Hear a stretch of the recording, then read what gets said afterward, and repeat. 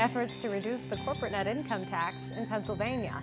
I'm Jill Horner. This is Comcast Newsmakers. With me is Pennsylvania State Representative Stephen Bloom. Thanks for being with us. Yeah, absolutely. Happy to be here. Let's first talk about where we stand in the Commonwealth with the corporate net income tax. It's one of the highest in the country at 9.99%. Right. Pennsylvania has put ourselves at a terrible disadvantage when it comes to competing for employers and even retaining the employers we have in the state, because we subject them to a 9.99% corporate net income tax, which is essentially the highest in the country. And in fact, I've seen studies that indicate it puts them in the highest corporate net income tax rate in the world, because other countries don't have this sort of tax. So we put ourselves at a disadvantage. We lose businesses to other states and to other nations.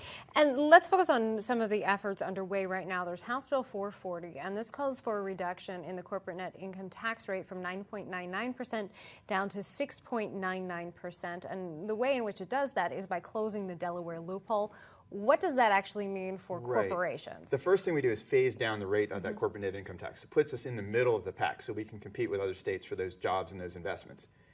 It's a fiscally neutral bill, though. House Bill 440, which did just recently pass the House and now awaits action in the Senate, it offsets the potential lost income from reducing the corporate net income tax rate in the short term by closing what we call the Delaware loophole, which is a way that companies doing business in Pennsylvania were able to shift some of their income to Delaware through a sort of a complex transactional model that allowed them to shelter that income in Delaware and not really have to pay the full freight for a lot of their operations. So it was a confusing situation. The more sophisticated companies had an advantage over the less sophisticated.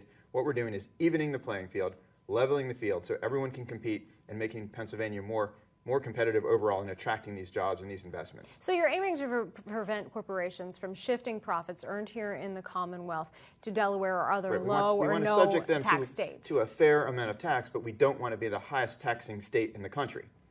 Let's talk a little bit about what this effort would mean, though. Will this bill be effective in actually closing that loophole and making this bill, as you mentioned, revenue neutral? I think it will be. It's been studied carefully. This is actually the second time this bill has been introduced. It was introduced last session. It was tweaked somewhat to make sure that it does achieve the objectives that were intended.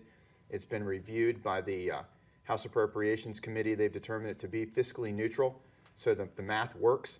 And the idea is, again, we're creating a level playing field. We're making Pennsylvania competitive, and we're no longer draining profits artificially off to other states, but we're actually attracting the jobs, keeping the income here, taxing as appropriate, but not overtaxing.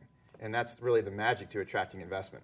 And you mentioned that this is now up to the Senate to decide whether this continues to move forward, and that this would call for a phased-down reduction of the corporate net income tax. What kind of timeline would we be talking about? It doesn't happen all at once. It's basically a 10 or 11-year model.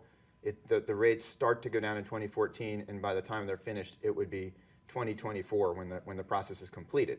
So it's not the shock to the system of cutting that tax rate all at once. And quite frankly, if you dynamically model this, if you look at the overall positive impacts for Pennsylvania, it's going to result in net revenue increases for the state, but it's done by reducing the tax rate. So it's going to be a long-term process that makes us healthier economically, healthier fiscally, and brings back those jobs and investment here to Pennsylvania. And we just have a few seconds left, but we mentioned this has already come out of the House. It's now in the hands of the Senate, awaiting action as to whether this does continue to move forward. And the governor strongly supports this bill.